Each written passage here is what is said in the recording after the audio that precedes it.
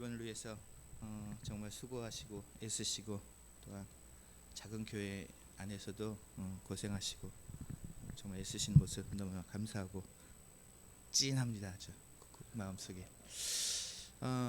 오늘은 같이 선교 보고를 하고요. 그다음에 예전에 들었던 분도 계실지 모르겠지만 일본 선교에 대한 당위성에 대해서 한번 같이 나눠보고 그다음에 나머지는 정말 중요한 내용을 한번 여러분께 들려드리고 함께 나눴으면 좋겠습니다. 이거는 이 마지막 나누는 내용은 사실은 땅 팔아 갖고 오면 그 말씀드릴 만큼 중요한 땅 팔아 가지고 오는 분들만 들을 수 있는 내용이기도 해요. 땅도 안 팔아 왔는데 여러분들 들으시는 거 특권이 있는 것입니다. 같이 한번 나눠볼게요. 목사님 한번 화면을 열어주시면 좋겠습니다. 저는 이경석이고요. 54살, 1969년 3월 27일생, 닭띠 88학번입니다. 제 아내도 동갑이고요. 그다음에 제 아내는 이렇게 생겼습니다. 뭐 여러분 아시겠죠? 제 소개를 좀 해드릴게요. 저는 일본 동맹 기독교단 다테야마 교회 주임 목사입니다. 뭐 주임 목사는 우리나라의 뭐 담임 목사라고 생각하시면 될 것 같습니다. 1998년 9월 28일 유학생으로 도의를 해서 올해 25년째 지금 일본에 있습니다. 저는 이제 목사를 가장 싫어했던 사람이기도 해요. 그리고 교회를 한 10년 정도 떠났던 자인데 2012년에 헌신을 하게 되죠. 하나님이 일하시는 게 참 희한하게 일하시더라고요. 이 내용을 얘기하면 굉장히 길어지는데 짧게 제가 말씀드리면 저희 작은 아버지가 목사이셨어요. 작은 아버지가 목사이셨고 저희 아버지가 예전에 사업을 하셨는데 혹시 여러분들 가운데 아실 분이 없을지도 모르겠는데 지각했어요 미안해요 대원 전기밥솥이라는 그 CM이 있었어요. 그게 무슨 얘기냐면 그 당시에 1980년대인데 70년대 후반이구나. 그 연탄으로 밥을 했었는데 전기로 밥을 처음으로 이제 하게 밥솥을 대원 전기에서 밥솥을 만들었거든요. 뭐 선풍적인 인기가 있었죠 우리나라에. 김대원 씨가 그 사업을 하셨는데 저희 아버지가 같이 사업을 하시면서 저희 아버지는 대원 정밀이라는 업체를 운영하셔서 그 전기밥솥을 만들기도 하고 또 유통도 하시고 그런 사업을 하셨어요. 근데 돈을 뭐 얘기를 들어보면 매일매일 가마니로 이렇게 담아서 갖고 올 정도로 엄청나게 팔렸다고 그러더라고요. 그 정도로 인기 있었는데 그런데 이제 그 작은 아버지가 이제 개척을 하면서 돕기를 원하셔서 어쩔 수 없는 건 아니지만 그 이제 교회를 돕고자 했는데 뭐 작은 아버지께 이제 얘기를 했었나 봐요. 뭐 그때는 꽤 그 부자였는데 겸손하게 살라고 얘기 들었으니까 저희 집은 가난합니다.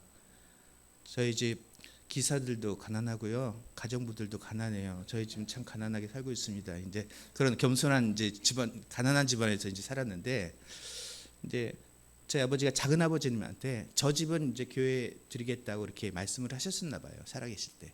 근데 이제 사업이 부도나고 아버지가 돌아가셨어요. 갑자기 이제 제가 1980년도 5월 19일 날 5.18 다음 날 돌아가셨는데 그때가 제가 초등학교 5학년 때였었어요.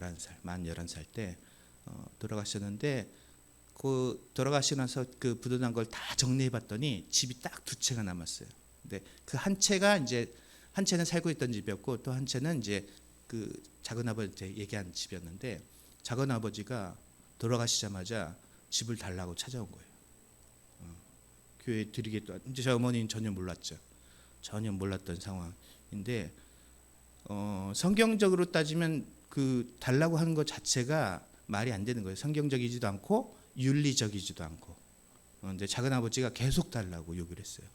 나중에는 큰 어머니도 보내고 사람들을 보내면서 자꾸 달라고 했어요.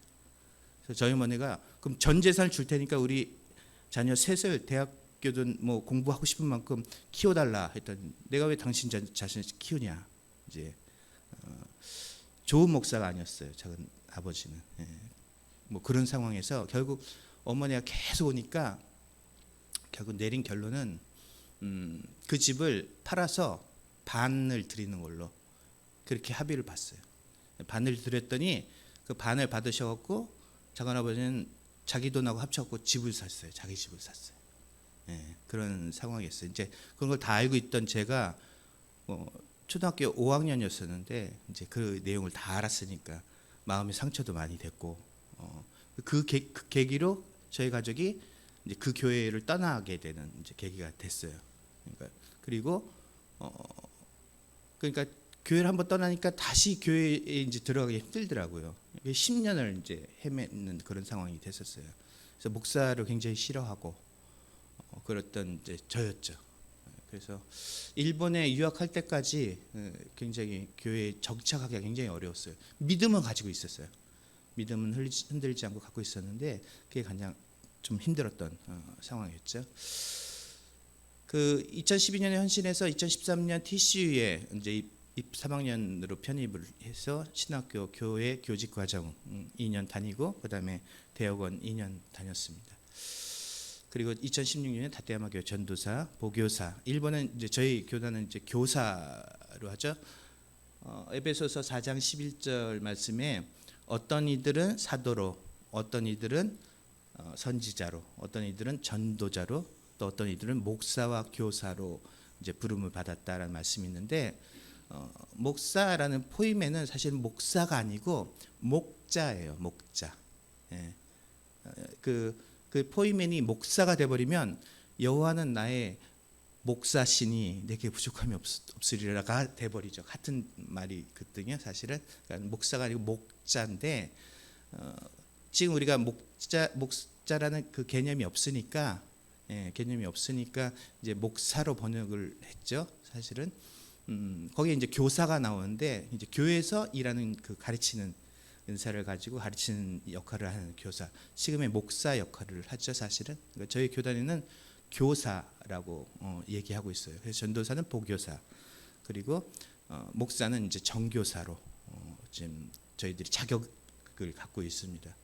그래서 2018년 다테야마 교회 이제 목사 정교사가 됐고요. 지금까지 지금 사역을 하고 있습니다. 자녀는 이나밀려 찬이가 27살 지금 노무라 증고 다니고 있고요. 건이가 22살 지금 가나자와 공업대학교 3학년이고 선이가 이제 16살 중학생입니다.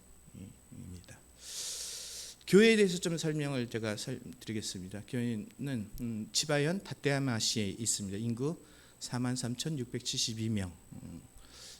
제가 4월 1일자 조사해 봤더니 저 인구더라고요. 제가 처음에 다테야마 부임할 때가 47,000명이었어요. 그러니까 47,000명대였으니까 점점 인구가 줄고 있다는 걸 알 수 있죠. 그러니까 다테야마시는 과소화된 도시고 그 고령화된 도시입니다. 동경에서 1시간 40분 정도 떨어져 있는 곳이죠. 여러분들 계신 분들은 대부분 오신 적이 있으신 분들이 잘 알고 계시죠. 동경의 밑쪽에 있죠. 동경만이 시작되는 오른쪽 부분에 있는 도시입니다.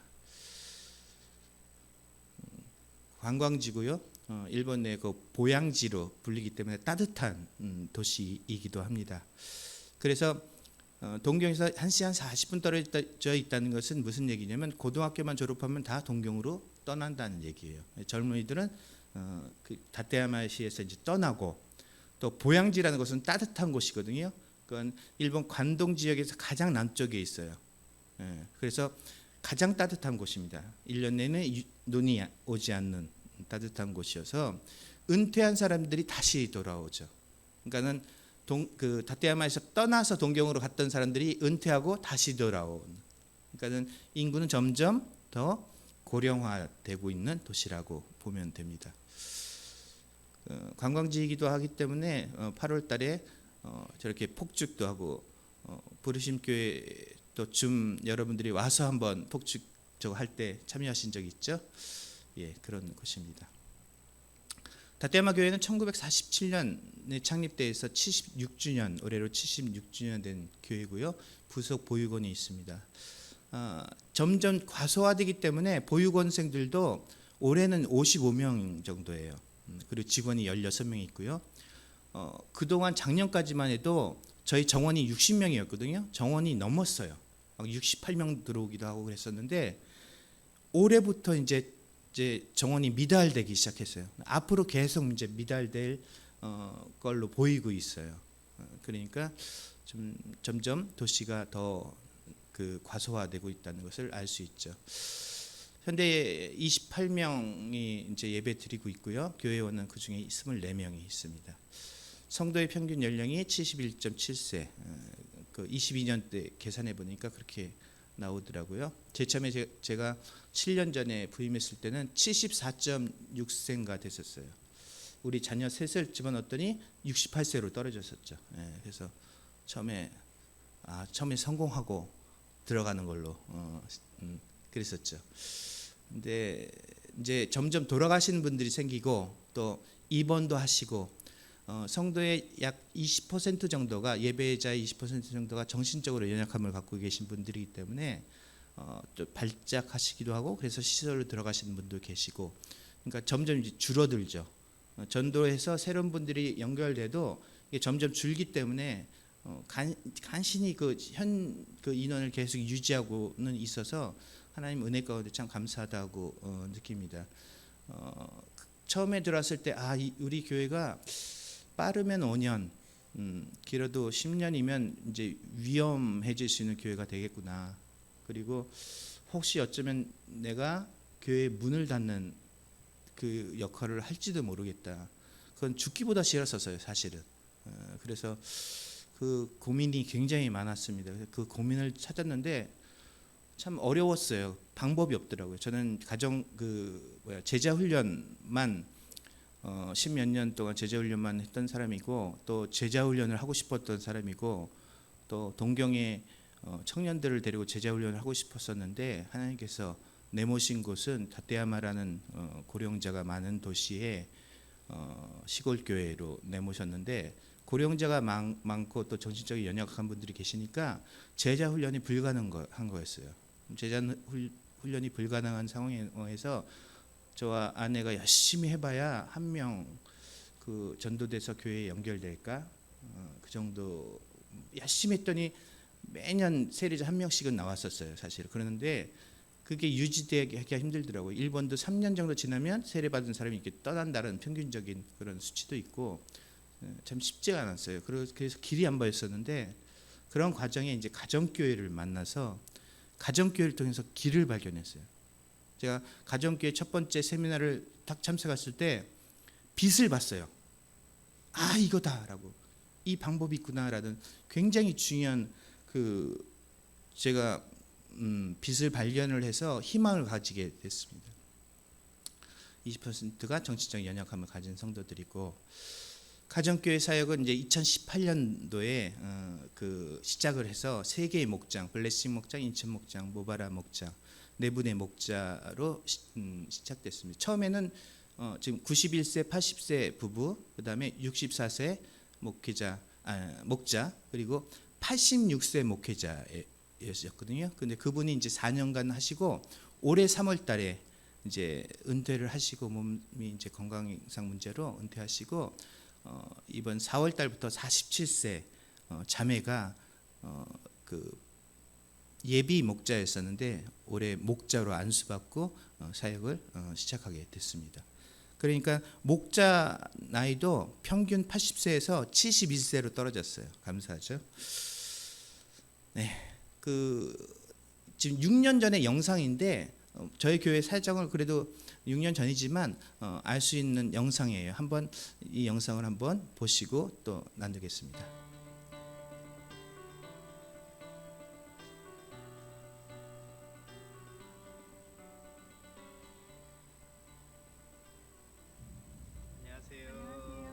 이경석 선교사입니다. 김희진 선교사입니다. 여러분 새해 복 많이 받으세요. 올해는 하나님께서 기뻐하시는 좋은 열매들 많이 맺길 바랍니다. 감사합니다.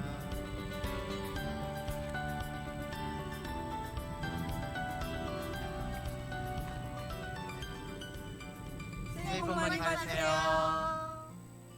저희가 섬기고 있는 교회는 일본의 치바현 다테야마시에 있는 다테야마 교회입니다. 다테야마 교회는 일본 복음주의 교단 가운데 가장 건실한 교단 중 하나인 일본 동맹 기독교단에 소속되어 있는 교회로 작년에 70주년을 맞이한 교회입니다. 다테야마는 인구 4만 6천의 작은 지방도시이고 관광지로 유명한 지역이기도 합니다. 매주 26명 정도가 같이 예배를 드리고 있습니다. 성도의 평균 나이는 70세, 성도들 가운데 월급으로 헌금을 드리고 있는 성도는 4명 정도이고 나머지 분들은 연금을 받고 계신 분들입니다. 그리고 성도들 가운데 5명 정도는 마음의 병을 가지신 분들입니다. 일본의 지방도시는 고령화, 과소화되고 있는 추세로 고등학교를 졸업하면 동경으로 나가기에 갈수록 젊은 인구가 줄고 있는 형편인데 다테야마는 특히 더 심한 고령화되어 있는 도시입니다. 다테야마 교회는 부속 보육원이 있어서 보육원화 68명과 보육원 교사 16명에게 성경 말씀과 기독교 세계관의 가치를 지도하고 있습니다. 먼저 보육원 교사와 지역분들에게 광계 전도와 바베큐 대회, 레포츠 대회, 각종 취미 활동인 열매회, 친구회, 교회 바자 등을 통하여 한 영혼이라도 더 복음을 접할 수 있도록 노력하고 있으며 매주 교회 학교와 어린이 식당, 그리고 부활절과 여름 캠프, 크리스마스 등의 행사를 통해서 어린이들을 전도하고 있습니다. 일본 선교에 대한 비전을 가지고 기도와 물질의 후원으로 일본 선교를 도와주시는 한국의 동역자 여러분들을 사랑하고 존경합니다. 일본인들은 우리들에게 할 수 없지만 한국인들만이 일본인들에게 할 수 있는 것이 있습니다. 하나님께서 우리 한국인들에게만 주신 특권입니다. 그것은 용서할 수 있는 특권. 그 용서의 특권을 예수 그리스도의 사랑으로 전하는 우리가 될 수 있기를 소망합니다. 가정교회에 대해서 조금 설명을 드릴게요. 가정교회를 시작한 경위가 아까 설명드렸듯이 성도 평균 연령 74세, 매년 조금씩은 변하는데 그런 70세 이상의 다테야마 교회가 미래가 없다는 것을 이제 깨달았기 때문입니다. 그래서 고령자 교회 문제는 제자 훈련이 불가능하다라는 그런 문제가 있었습니다. 이게 해결할 방법이 없더라고요. 그런 가운데 이제 가정교회를 알게 돼서 목회자 세미나에 참가하게 되었습니다. 2017년 9월 26일부터 30일까지 행하는 목회자 세미나에 참가했었는데 제가 그 일본 교회거든요. 거기 완전히 일본 교회인데 가정교회를 하고 있는 교회. 그때 당시 한 10년 정도가 지났던 교회였는데 제가 제일 먼저 느낀 게 이 교회 좀 특이하다라는 느낌을 받았어요. 어떤 느낌 받았냐면 굉장히 훈련된 그 교회, 일본에서 볼 수 없는 훈련된 교회라는 느낌을 받았어요. 일본에서 굉장히 특이한 교회인데 라는 느낌을 받았어요. 그리고 나서 세미나를 딱 처음에 듣는 첫 시간에 저는 굉장히 큰 충격을 받았어요. 제 안에. 왜 충격을 받았냐? 저는 계속 제자 훈련만 했기 때문에 제자 훈련은 제가 예를 들어서 순모임이든지 예를 들어 셀이라든지 다락방이든지 구역이든지 어떤 스몰 그룹의 모임을 가지면 모든 모임은 제자 훈련하는 또 이제 스몰 그룹들은 말씀으로 시작해서 말씀으로 끝나요. 그렇죠? 우리는 그 당연한 거예요. 말씀 공부하고 말씀 나누고 그게 정말 당연한 건데 가정교회 그 목장 모임은 말씀을 안 나눠요. 그래서 처음에 응? 하고 제 안에서 왜? 하고 이상했어요. 근데 나중에 생각해 봤더니 그건 아주 당연한 거였어요. 말씀을 나누면 안 되죠. 왜 안 되냐면 목장에 미신자들을 부르잖아요. 목장에 미신자들이 오면 처음에 굉장히 낯선 분위기 가운데 이해도 못하는 말씀을 이렇게 나누게 되면 당황을 하게 돼요. 모르니까, 모르는 내용이니까. 그러면 두 번 다시 가고 싶지가 않아져요. 그렇죠? 근데 목장에서 말씀을 나누지 않으면 그 미신자들이 다음에 또 갈 수가 있게 돼요. 같이 식사로 즐겁게 나누고 삶을 나눠요. 일주일간의 삶을 나누고 그 다음에 기도 제목을 나누고 서로 기도해주고 응원해주고 위로해주고 그 모임을 갖는 거예요. 아, 그렇지. 그러면 전도하고 선교하기 위해서는 말씀을 나누면 안 되는구나. 라는 그 새로운 깨달음을 얻었어요. 저에게 있어서는 그 인식의 전환이죠, 완전히. 그 패러다임 시프트를 경험하는 그 시간이 됐어요. 아, 그렇구나 하고 저는 그때 깨었어요. 가정교회 그 목장 모임에. 그리고 아, 그러면은 가능하겠다 라는 어떤 마음이 들었어요. 강한 확신이. 왜냐하면 일본인들은 노인들도 같이 이 교제하는 걸 잘해요. 일본인들의 특징은 자기 집을 오픈을 안 한다라고 거의 많은 분들이 이렇게 알고 있는데, 친한 사람들한테 오픈해요. 사실은 친한 사람들한테 오픈해요. 그러니까 그 목장에 대한 그 목자들한테 그 전도에 대한 사명이나 그런 것들을 확실히 전해주면 자기 집 오픈을 잘해요. 저희 교회 그 목자들도 자기 집 오픈을 잘해요. 예. 그러니까 충분히 가능하다라는 좀 확신을 얻었어요. 그때 저는 진짜로 빛을 봤어요. 아, 우리 교회도 가능하다는 그런 희망을 얻게 됐어요. 예. 그래서 바로 시작했죠. 오자마자 설교를 했어요. 가정교회에 대한 설교. 그리고 가정교회에 대한 그 공부를 해보니까 신약 성경의 내용에 그 사도 바울이 보냈던 모든 내용들이 다 가정교회에 관한 내용이었어요. 그리고 그 당시 있던 모든 교회들이 다 가정교회였었어요. 예를 들어서 제주 그 베드로가 말씀을 전파함으로 3,000명이 막 돌아오고 2,000명이 막 돌아오는 역사들이 일어났잖아요. 이 3,000명이 돌아오고 2,000명이 돌아오는데 그 사람 다 어디에서 다 포용을 했을까요? 막 예배당을 졌을까요? 아니에요. 그 사람들 포용하기에 다 가정교회에서 다 포용을 했었어요. 가정교회에서 나눠서. 그리고 그 사도 바울이 편지를 보내면서 인사말을 전하잖아요. 누구한테 여럿이고 누구한테 잘 부탁한다고 하면서 그런 인사를 보내니까 그 사람들이 누구였나 했더니 가정교회 다 목자들이었어요. 리더들이었어요. 성경을 보니까 신약성경에 다 가정교회 내용이었어요. 그 깨달음을 얻고 나서 뭐 확신이 들었죠. 아, 성경적인 교회로 다시 회귀되고 회복되어야 되겠다. 가정교회의 가장 중요한 게 그거거든요. 성경적인 교회로 돌아가자. 하나님께서 기뻐하시고 예수님께서 세워주신 그 교회로 다시 돌아가자는 거예요. 가정교회 가장 중요한 것이.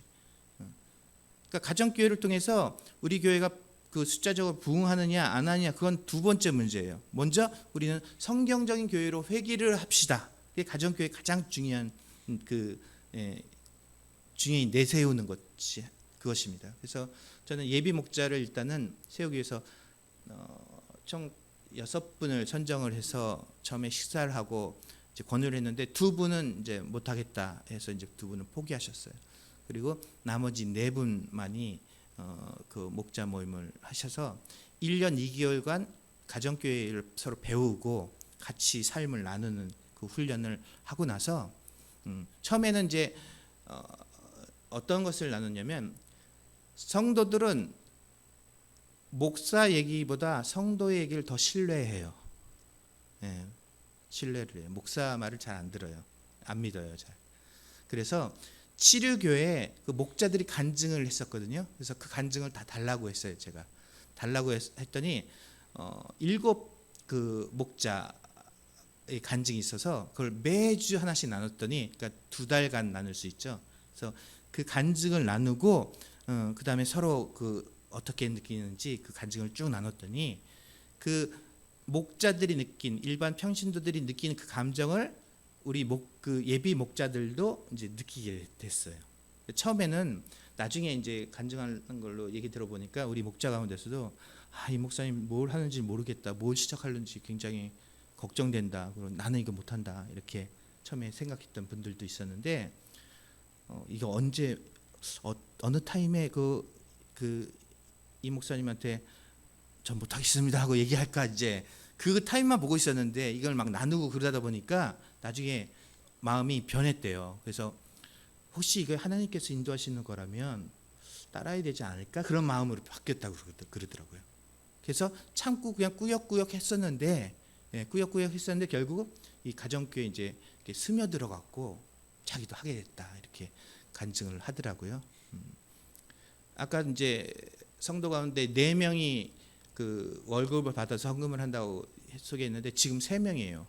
한 분이 은퇴를 해갖고 지금 3명이 나머지는 다 연금 생활자인 가운데 있는데 예비 목자 모임부터 가정교회를 시작해서 목회자 세미나 자료를 같이 나누고 생명의 삶 훈련을 하고 또 삶을 같이 나누고 그리고 2018년에 예비 목자들을 그 안수해서 3개의 목장을 이제 세웠습니다.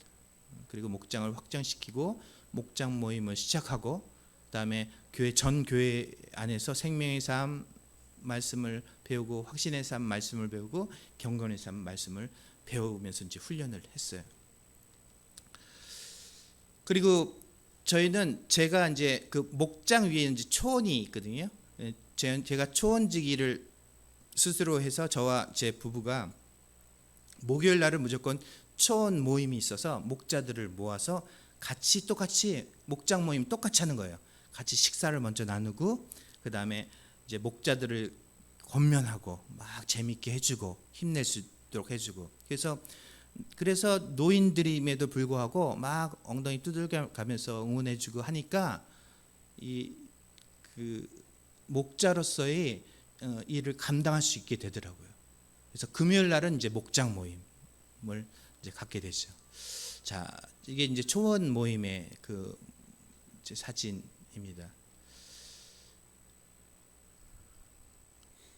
네 분의 그 목자시죠. 이제 여기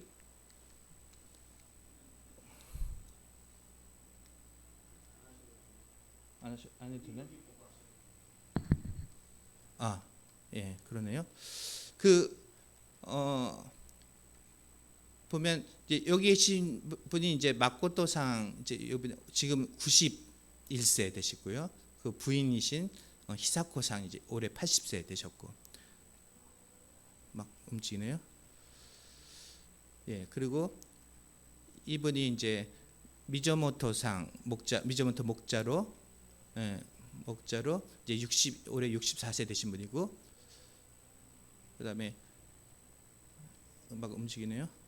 이분이 이제 미도리상으로 이제 86세 되신 분인데 올해 이제 은퇴하셨죠. 이런 초원 모임을 이제 올해는 새롭게 선교사님 부부가 두 분이 1월 1일부터 오셔갖고 지금 지금 사역을 하고 있습니다. 이제 3개의 목장이 있어서 동북 목장의 지금 이제 모임의 모습인데 왼쪽 부분에 맨 앞에 계신 할머니는 이제 올해 104살 되시는 이제 할머니세요.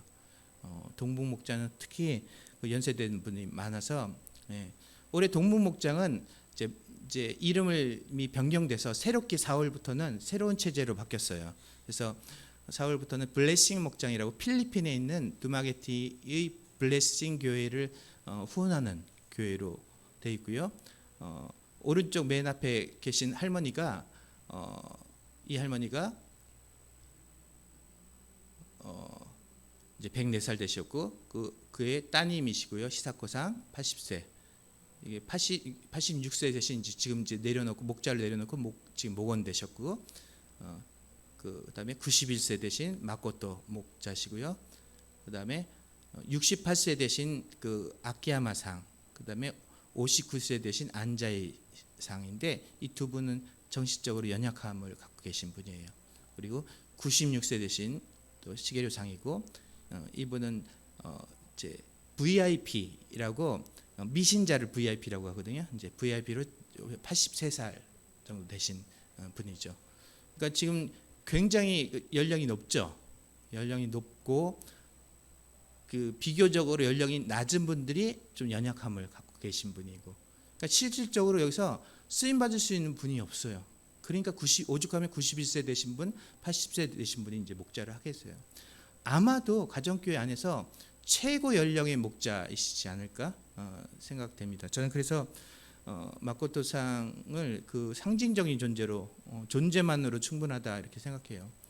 예전에 저희 마코토상이 88세 되셨을 때 이제 목자 이제 하겠다고 해서 그때 컨퍼런스에 목자 하시고 나서 한 1년 정도 지났을 때 컨퍼런스에 참여했을 때가 있었어요. 그 평신도 컨퍼런스에 참석했는데 목자 컨퍼런스죠. 그 가정교회를 굉장히 열심히 하는 이제 교회에 목자로 쓰임 받 정말 열심히 하는 그 일본인 그 치바 목자가 있었는데 치바상이 75세 됐었는데 자기는 이제 올해 이제 목자를 내려놔야 되겠다라고 마음 먹고 마지막으로 목자 컨퍼런스에 참석을 했는데 마코토상하고 같은 이제 그룹이 된 거예요. 자기는 75살 돼갖고 이제 그만둬야 되겠다 했는데 88세 되신 분이 이제 저는 시작하겠습니다 하고 딱 온 거예요. 그러니까 이거 그만둘 수 없겠구나 본인이 느껴서 자기도 평생 하겠습니다라고 결단을 해서 저한테 나중에 고백을 하더라고요. 그런 상황이었다. 만날 때마다 또 고백을 해요. 그런 그 얘기를 하면서 지금도 그분이 열심히 지금 돕고 있죠. 그래서 저는 마코토상은 존재 자체만 해도 만으로 이제 훌륭하다. 지금 좀 치매기가 좀 있으세요. 수요 기도에 있으면 막 졸기도 하고 때론 졸다가 이렇게 쓰러지기도 하고 그런 상황인데 그럼에도 불구하고 존재만으로도 충분한 목자라고 저는 인정을 하고 늘 그 응원하고 있습니다. 그리고 또 하나 이제 모바라 목장이었죠.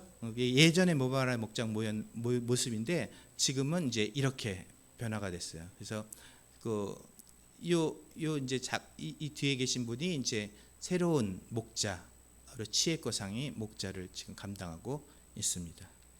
그리고 인천 목장의 모습이에요. 인천 목장도 완전히 이제 이번에 재개편이 됐습니다. 그래서 지금은 인천 목장, 이제 모바라 목장이었던 그 인원들이 이제 인천 목장으로 가셨죠. 뒤에 계신 세 분은 다 정신적으로 연약함을 갖고 계신 분들이에요. 그러니까 모든 목장에 정신적으로 연약한 분들이 다 속해 있어요. 노인들도 다 계시고 그런 이제 고령자 교회 이제 상황인데, 자 고령자 교회가 가정 교회를 시작해도 변화가 되느냐? 전 처음에 그 많은 목사님들한테 물어봤어요. 가정 교회 하시는 목사님한테도 여쭤봤어요. 유명한 목사님들한테 다 물어봤는데 고령자들은 좀 힘들다. 천국의 소망을 가지고 믿음만 갖고 계시면 그걸로 족하지 않겠는가라고 다들 권면하시더라고요. 저는 이제 고령자 교회 목사들밖에 없는데 정신적으로 연약함을 갖고 계신 분들이 가능하느냐? 정신적인 연약함을 가지고 계신 분들은 안 된다.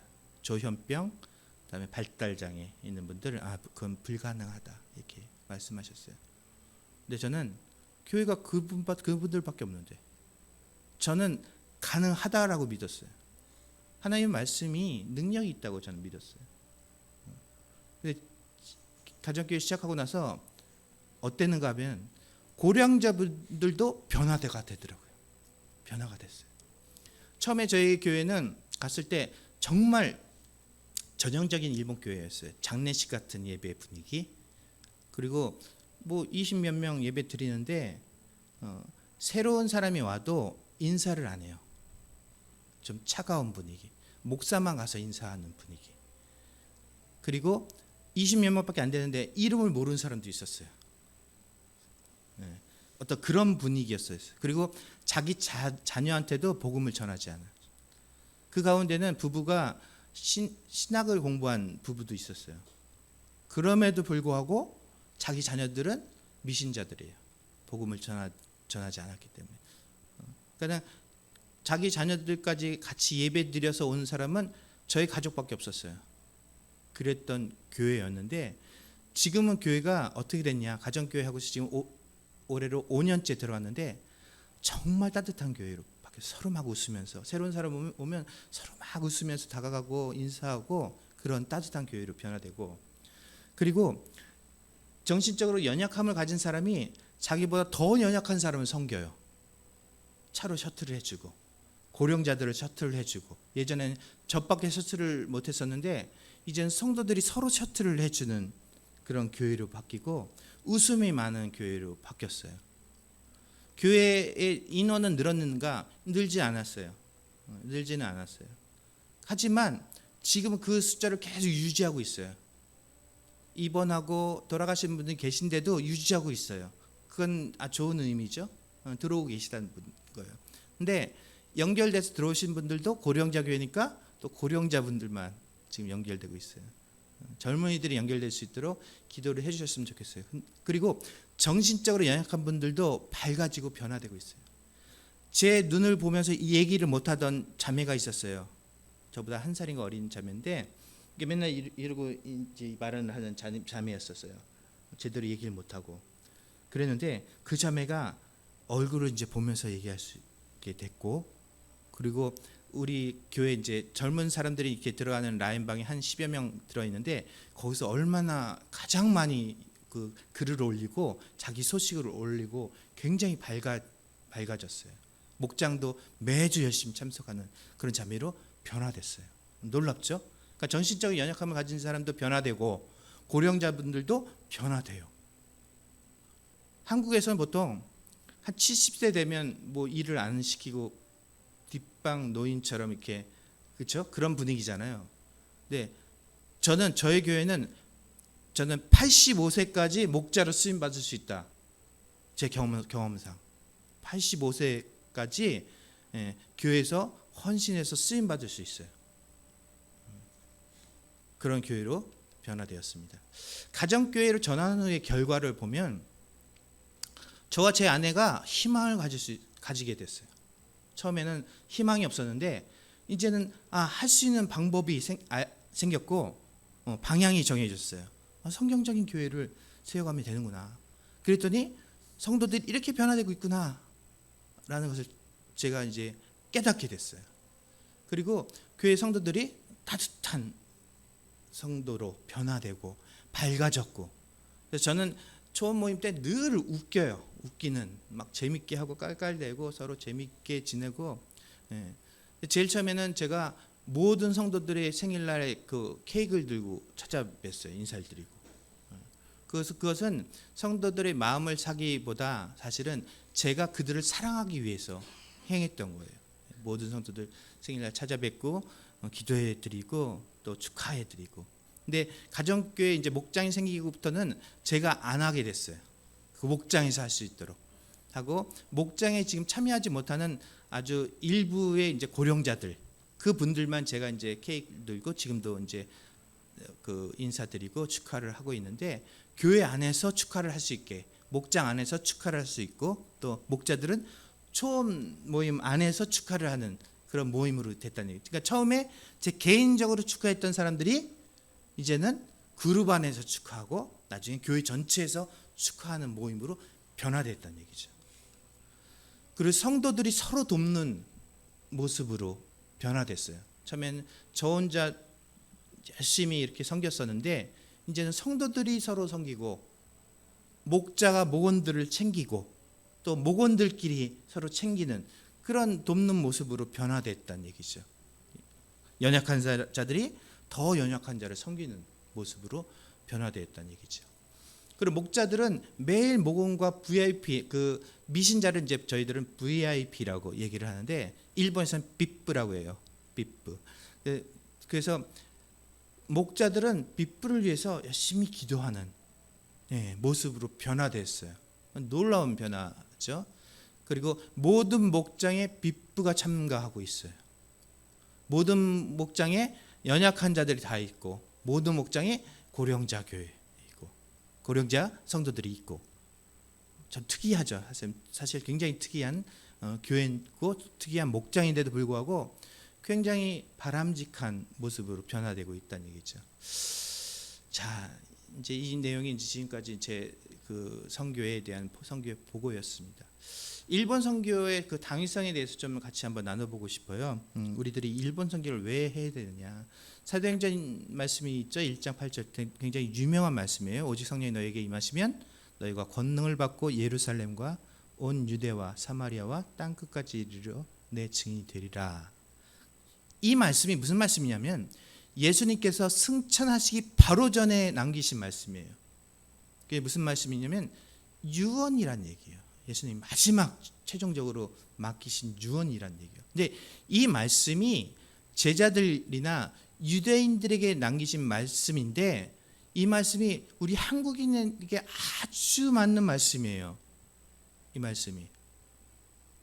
자, 한번 이 말씀은 저희들에게 주신 말씀으로 받아들여서 한번 확인해 보면은, 자, 오직 성령이 우리에게 임하셨죠. 우리 안에 성령께서 계시죠. 성령의 능력을 우리가 힘입고 있습니다. 이 상황 가운데 자, 예루살렘이면 우리나라에게 어떤 곳이죠? 예루살렘은 그들의 수도예요. 가장 중요한 곳이죠. 우리나라로 치면 우리 한국 사람으로 치면 한국으로 생각할 수 있을 것 같아요. 한국. 그다음에 온 유대는 예루살렘과 같은 민족의 사람이죠. 그럼 북한을 포함하는 전역으로 한반도 전역으로 생각하면 될 것 같아요. 그러니까 분명히 이것은 우리들이 그 북한 선교를 감당해야 한다는 그런 말씀이기도 해요. 그러니까 북한 선교 우리들이 뭐 모퉁이돌 선교회나 그런데 북한 선교를 감당하고 있죠. 그리고 우리들은 북한 선교를 감당하지 않으면 안 돼요. 같은 민족이기 때문에. 북한 선교를 우리들이 감당하지 않으면 하나님께서 우리 대한민국의 저주를 내리실 거예요. 영적으로도 북한 선교는 굉장히 중요한 선교라고 저는 생각합니다. 이게 보면 예루살렘과 온 유대로 이게 확장되고 있죠.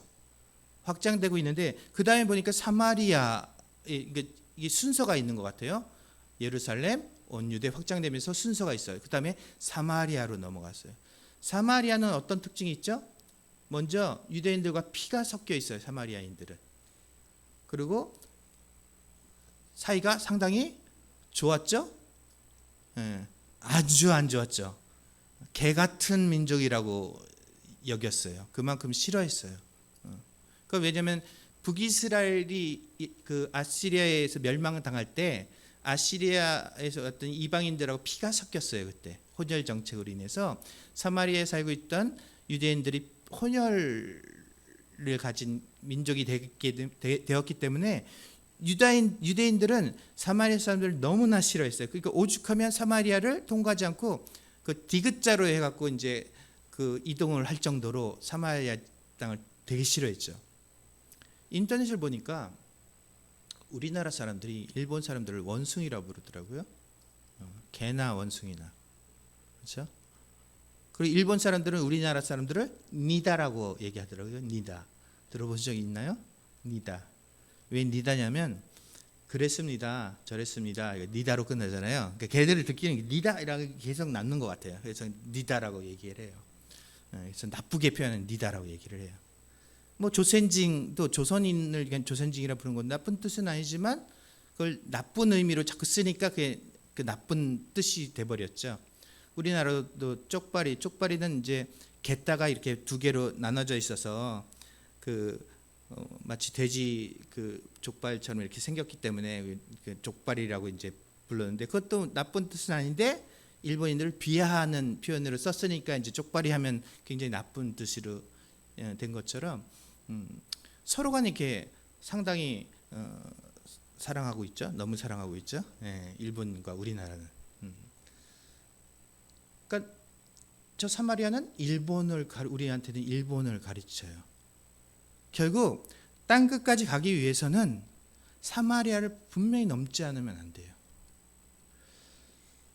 제가 후원 교회를 또 후원하시는 분들을 그 개발하기 위해서 한국에 참 초기에 열심히 와갖고 부탁드리고 했었는데 어떤 교회 가면은 일본 싫다라고 목사님이 직접적으로 그렇게 말씀하시는 분들 계세요. 난 일본인 싫기 때문에 일본 싫기 때문에 일본 선교 못 도와주겠다. 다른 지역의 선교사로 간다면 얼마든지 도와주겠다 그렇게 말씀하시기도 했었어요. 자 생각해봐. 일본이 선교가 쉽냐? 어렵잖아. 일본은 동남아시아나 아프리카에 들어가는 비용이 한 10배나 더 들어가. 일본 물가가 비싸기 때문에 예전엔 비쌌죠. 10배나 더 들어가. 힘들잖아. 게다가 일본 선교가 쉽나? 너무 어려워. 열매도 잘 안 맺혀. 한 10배나 이상 열매가 맺히기 어려운 나라야. 비용도 10배 이상 들어가지 10배 이상 맺히지 못해. 그러니까 단순히 비교해도 100배 이상 어려운 곳이야. 근데 왜 일본 선교를 해? 나 같으면 동남아시아나 아프리카 하겠다. 일본 영혼하고 동남아시아나 아프리카 영혼하고 영혼의 무게가 다르냐고 똑같이. 응?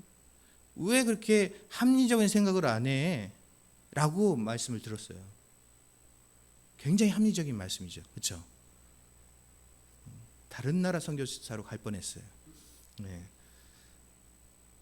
그럼에도 불구하고 우리들이 일본 선교를 왜 해야 되느냐? 일본 선교 100배나 힘든 선교지인데 오죽하면 선교사의 무덤이라고 부르겠어요? 선교사들이 그 선교지에 가갖고 일본에 가서 영혼들을 구원하는 것보다 선교사가 도중에 병들고 은퇴하거나 뭐 그만두는 게 더 빨라. 그러니까 오직하면 선교사의 무덤이라고 불렸겠어요. 제가 경험해 봤더니 일본인들이 구원받기까지 한 10년은 걸리더라고요. 한 영혼에 10년을 계속 관계를 맺고 접해야지 구원에 이를까 말까 하더라고요. 그만큼 힘들어요. 그러니까 오직하면 일본인이 선교사의 무덤이라고 부르겠어요. 그래서 많은 선교사님들, 일본 선교사님들이 한국인 목회를 해요. 사실 일본 선교사다 하지만 한 80% 이상이 다 한국인 교회, 한국인 선교를 해요. 그러면서 일본 선교를 이제 하려고 노력을 하시죠. 워낙 힘드니까. 일본인만 이렇게 섬기면 다들 병들어요. 힘들어서. 보통 그러시더라고요. 그만큼 힘든 곳이 일본이에요. 제 선배 한 분은 그 일본 선교사로 오시기 전에 일본에서 지금 이제 거기도 한국인 교회를 이제 하시는데 필리핀 선교사로 가신 적이 있어요. 자기 개인 돈 6천만 원을 갖고 가서 2년 동안 신나게 선교 사역했다고 하시더라고요. 그래서 필리핀은 슬립바를 100개를 갖고 가면 100명을 모을 수 있고 1000개를 갖고 가면 1000명을 모을 수 있대요. 밥만 줘도 사람들이 떼처럼 몰려온대요. 너무 재미있대요. 전도사를 각 교회마다 세웠고 3개인가 4개인가 교회를 세워서 매주마다 돌아가면서 설교를 하고 방문을 했대요. 그럼 방문하면 막 꽃다발 걸어주고 막 성도들이 좋아하고 막 환영을 한대요. 그럼 기분 되게 좋죠. 그리고 빈민 선교한다고 이제 퍼주고 나눠주고 하면 정말 좋아하고 사람들이 많이 모여요. 또 필리핀은 기독교적인 베이스가 있는 국가이기 때문에 카톨릭 국가죠. 그러니까 되게 좋아하는 거예요, 사람들이. 그래서 돌아다니면서 설교하고 사진 찍고 막 뭔가 그 선교하는 느낌이 막 들고 좋았대요. 되게 좋았대요. 그래서 신나게 돈 쓰면서 사역하고 왔다고 이렇게 하시더라고요. 근데 그 사역에 대해서 그래서 어떤 선교사님은 지금도 그래요. 필리핀 30개 지금 교회를 세워서 사역하고 계신 선교사님도 계세요. 어떻게 30개를 하죠? 놀라워요. 그런데 나중에 얘기 들어봤더니 필리핀에 뭐 다는 그렇지 않겠죠. 그런 이제 교회를 사역을 하시는 분들 얘기 들어봤더니 그 교회에 가면 전도사가 사람들을 동원하는 거예요. 이렇게 동원해서 설교를 하고 예배 드리고 나서 가면 사람들이 싹 사라져요. 그 선교사, 그 전도사는 동원하는 역할을 하는 거예요. 그러면서 월급 받죠. 그러니까 편하지. 목사님이 올 때마다 동원만 하면 되니까. 그러면서 그 생활할 수 있는 돈은 받으니까. 그러니까 교회가 그런 모습이었다는 얘기예요. 그런 거에 대해서 저 허무감을 느낀 이제 어느 선교사님이 가정교회를 해야 되겠다라고 해서 가정교회 얘기 듣고 가정교회로 전환을 했어요. 그래서 전도사님들한테 가정교회를 하겠다고 실제로 선포했더니 3군데 교회에 전도사님이 다 그만뒀대요. 그러니까 그 교회도 역시 그런 사역이었다는 얘기죠, 사실은. 그래서 그 선교사님이 그 3군데를 혼자서 다 하느라고 나중에 병에 걸려갖고 한국에 다시 가서 병을 고치기 위해서 가야 된다는 그런 선교사님을 얼마 전에 제가 이제 두마게티 가서 그 만나 뵙기도 했어요. 어쨌든 간에 필리핀 선교는 즐겁게 웃으면서 할 수 있는 선교예요. 근데 일본은 슬리퍼 들고 가면 사람들이 모이나요? 여러분들도 아시겠지만 안 모여요. 전 교회 앞에서 지짐이 전도도 해본 적 있고 그런데 이게 주면 사람들이 받는 게 아니고 뒤로 피해요. 이렇게. 왜 피하냐? 당신이 나 모르는 사람인데 나한테 이런 호의를 베푸는 이 주는 게 이게 뭔가 뜻이 있다는 얘기예요. 어떤 그 흑심이 있기 때문에 나한테 접근해서 이걸 준다는 얘기죠. 일본 사람들은 그런 사람들이에요. 그래서 받지 않고 경계를 하죠. 그런 일본은 그런 사역이 절대 불가능한 사역이에요. 일본은 유일하게 가능한 게 관계전도 많이 가능한 사역지죠. 결국 일본은 굉장히 어려워. 상황이 어려운 선교. 필리핀은 웃으면서 할 수 있는 선교지라면 일본은 울면서 감당해야 되는 선교예요. 하지만 그럼에도 불구하고 일본 선교는 포기하면 안 되는 선교지예요. 왜 포기하면 안 되냐? 사도행전 2장 8절의 말씀이 있기 때문에 그런가? 물론 그렇기도 하지만 더 중요한 게 있어요. 일본 선교를 포기하면 안 되는 가장 중요한 이유가 있어요. 일본 제국주의 시대 때 한국 땅, 조선 땅이나 일본 땅이나 다 교회가 박해를 당했어요. 박해를 당해서 물론 비교하면 조선 땅에 있는 기독교인들이 더 많은 박해를 당했죠. 비교할 수 없을 만큼 박해를 당했지만 그래서 일본 교회도 박해를 당했어요. 나름대로 박해를 당했어요. 왜냐하면 통폐합 당해서 제국주의 그 밑으로 그 밑에서 그 통폐합 당하면서 굉장히 어려움을 겪었어요. 물론 결국은 다 제국주의에 다 무릎을 꿇었죠. 조선에 있는 교회들도 다 무릎을 꿇었어요. 근데 일본 패망 후에 우리한테는 더 안 좋은 것이 있었죠. 6.25 전쟁이 6.25 전쟁이 터짐으로 인해서 한반도는 완전히 철저하게 다 부서지고 헐벗고 굶주려서 교회도 가만히 깔고 예배드리는 그런 상황까지 이제 내몰렸죠. 굉장히 어려운 상황이었어요. 근데 그 조선의 그 전쟁을 6.25 전쟁을 통해서 일본은 경제가 회복되는 계기가 됐어요. 왜냐하면 병참 기지, 미국의 병참 기지로 사용됐기 때문에 그 일본은 경제적으로 굉장히 부강하면서 그 성장해서 놀라운 회복을 회복하는 그런 이제 시기가 됐죠. 그때 일본 경제만 성장한 것이 아니고 일본 교회도 부흥했던 시대예요. 그때가 일본 교회도 같이 성장을 했어요. 열심히 막 굉장히 그때 부흥의 시기라고 얘기를 해요. 그때가. 그러니까 일본 교회를 막 성장하고 있을 때 그 옆 나라에 있던 조선, 그 대한민국은 전쟁으로 해서 막 헐벗고 교회가 굶주리고 굉장히 어려움을 겪고 있었어요. 그때 일본 교회는 한국 교회에 대해서 어떤 도움을 줬을까요?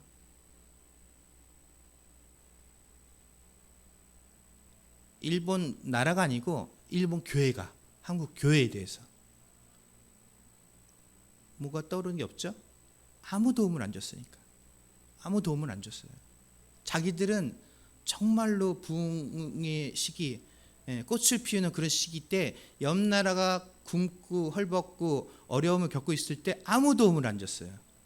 저는 그래요. 일본 교회가 지금 연약하고 굉장히 힘든 이유에 대해서 신학적으로 여러 가지 그 논문도 많이 나오고 여러 가지 이유들을 많이 대요. 뭐 일본 토착화가 되지 못했다. 뭐 일본의 뭐 여러 가지 북가츠라고 해서 그 일본 학교의 서클 활동 그런 문제로 인했다. 뭐 다 이유가 있어요. 다들 납득되는 이유가 있지만 저는 가장 중요한 이유가 저는 이거라고 저는 믿어요. 자기들이 하나님께서 축복해 주셔서 정말로 성장하고 축복받을 때 헐벗고 굶주린 옆 나라, 특히 식민지 피해를 줬던 그 나라가 어렵고 그 교회들이 어려울 때 아무 도움도 주지 않았던 거. 하나님께서는 그걸로 인해서 일본 교회를 저주하셨다고 저는 믿어요. 일본 교회가 그렇게 많은 그 순교자를 냈음에도 불구하고 왜 이렇게 약해지고 하나님께 저주를 받았냐? 전 이유가 그거라고 믿어요. 자, 그러면 지금은 완전히 역전됐죠. 한국이 정말 풍요로운 교회이고 일본은 정말 헐벗고 굶주린 상황이에요. 역전돼 있어요. 이때 우리가 일본을 돕지 않는다면, 일본 교회를 도와주지 않는다면 하나님께서 반드시 한국 교회를 저주하실 거라고 저는 믿는 것이 아니고 알고 있어요. 알고 있어요. 그래서 저는 제가 일본 선교하는 것은 우리나라 교회가 축복받는 길이라는 것을 제가 알고 있어요. 그래서 일본 선교를 하는 거예요, 사실은. 일본 선교의 당위성이 그래요. 그래서 한국 교회 그 교회들이 저를 도와주지 않더라도 저는 한국인으로서 이 일을 끝까지 감당해야 되는 그런 이유가, 그런 당위성이나 정당성이 거기에 있어요. 저는 한국을 정말 사랑하거든요. 한국 교회를 사랑하기 때문에 한국 교회와 한국이 축복받기 위해서 저는 이 일을 감당해야 된다고. 저는 그런 지안에 그런 그 당위성을 가지고 사명을 가지고 이 일을 감당하고 있어요. 그래서 우리는 어떤 어려움이 있더라도 일본 선교를 감당해야 돼요. 그래서 우리 선교회 여러분들이 일본 선교를 그래도 정말 연약한 가운데도 일본 선교를 계속 이어가고 있는 것은 정말 그런 영적인 의미로도 굉장히 중요한 거라고 저는 믿고 있습니다. 많은 교회들이 일본 선교 잘 안 하거든요. 일본 선교 잘 안 합니다. 그런 가운데 열심히 하고 있다. 우리들이 이렇게 하는 것은 정말로 중요한 의미를 갖고 있어요. 자, 다음에는 이제 다른 얘기를 좀 해드릴게요. 이 얘기는 정말 중요한 얘기입니다. 여러분들 다른 분들한테는 땅 팔고 땅 팔아서 오면은 알려주겠다라고 할 만큼 중요한 내용이에요. 정말 중요한 내용이에요. 자, 여러분들께 질문을 할게요. 이 세상에서 얻은 것 중에서 우리가 죽어서 천국에 가져갈 수 있는 것이 있습니까? 어떨까요? 여기서 중요한 오이라고 얘기했잖아요. 오이는 이게 무슨 뜻이냐면 미스테리온이라는 그 헬라어를 우리 성경에서는 비밀 또는 신비라고 번역을 했어요. 그러니까 미스테리온은 그 영어의 미스테리라는 말로 이제 나중에 바뀌는데 그 어원이죠. 그 미스테리온은 일본어 성경에서는 오의라고 번역을 했어요. 그 오우기. 근데 이제 성경에서는 옥구기라고, 성경에서만은 이제 옥구기라고 이제 특이하게 읽는데 일반적으로는 오우기라는 단어인데 그 깊을 오자에 뜨의 자예요. 그러니까 오지라는 말 있잖아요. 오지. 그러니까 깊을 그 오자에 그 다음에 뜨의 자. 그러니까 깊은 뜻이란 뜻이에요. 깊은 뜻. 근데 저는 비밀이나 신비로 번역한 것보다 오의로 번역한 게 너무나 훌륭한 번역이라고 저는 생각해요. 저거 오의를 읽을 때마다 저는 마음에 감동이 있어요. 너무 좋은 번역을 했기 때문에. 왜냐하면 오의는 이런 거예요. 달인만의 그 얻을 수 있는 그 노하우, 그걸 오의라고 해요. 그러니까 어떤 한 분야에 10년 일한 사람은 10년 일한 사람이 그 깨달은 그 노하우가 있죠. 30년 일했으면 30년 일했던 사람이 그 깨닫는 노하우. 뭐 50년 했으면 한 분야에 50년 했던 사람이 그 알고 있는 그 노하우가 있잖아요. 장인의 노하우. 오의는 그거를 말해요. 그게 무슨 얘기냐면 하나님께서 우리한테 주신 말씀은 그 오의가 있어요. 그게 무슨 얘기냐면 그 말씀을 자꾸 연구하고 자꾸 묵상하고 그 말씀을 통해서 하나님께서 어떤 뜻으로 우리한테 전해주셨냐고 자꾸 그 말씀을 되새긴 사람들만이 얻을 수 있는 그 깨달음이 있어요. 근데 그것은 더 열심히 찾는 사람들이 더 깊은 뜻을 깨닫게 돼요. 즉 하나님의 말씀은 비밀이나 신비처럼 감춰진 게 아니에요. 누구한테 알려주지 않기 위해서 감추거나 특별한 사람들만 깨달을 수 있게 하신 그 말씀이 아니고 누구나가 찾으면 찾을수록 발견하는 깊은 뜻이 있어요. 그걸 오이라고 해요. 하나님의 그 말씀하신 이 미스테리오이라는 그 단어는 저런 뜻으로 말씀하신 거예요, 사실은. 그러니까 누구나가 자기들이 노력한 만큼 그 말씀 속에서 깨달음이 있어요. 얻는 보물들이 있다는 얘기죠. 그런 뜻으로. 그래서 저 오이란 말씀 정말 중요한 것 같아요. 자, 그럼 다시 한번 질문. 이 세상에서 얻은 것 중에 우리가 천국에 가서 천국에 가져갈 수 있는 것이 있을까요? 정 목사님? 제가 이렇게 질문했으니까 있지 않을까요? 뭘까요, 그러면? 있다고 믿는 분은 뭔가 말씀을 하셔야 돼요. 행위? 행위는 갖고 갈 수 없죠. 예. 예. 근데 갖고 갈 수는 없죠. 우리 안에. 이제 이런 게 있어요. 여러분 보세요. 이게 나죠. 이 나죠. 근데 나는 이 몸이 아니에요. 아시는가요? 우리 이 몸은 2년에 전부 바뀐다고 그러더라고요. 2년 만에. 이 안에 세포들이나 이런 것들이 2년이 지나면 새로운 걸로 다 바뀐대요. 그러니까 2년 전에 내 몸은 똑같은 몸인 것처럼 보이지만 완전히 다른 몸이래요. 과학적으로. 근데 이 몸은 내가 아니에요. 다 바뀌면 내가 바뀐 거잖아요. 그렇죠? 내가 아니에요. 이 몸은 나를 담고 있는 용기, 그릇이에요. 그릇이어서 이 3차원 세계에서 살 수 있게끔 만들어진 그냥 그릇이에요. 내 몸을 담고 있어요. 그렇기 때문에 이 몸이 없어져도 그릇만이 없어지기 때문에 나는 없어지지가 않아요. 영혼이. 그럼 영혼이 갖고 가죠. 행위는 영혼이 갖고 갈 수가 없죠. 갖고 갈 수 있어요. 갖고 갈 수 있는 게 있어요.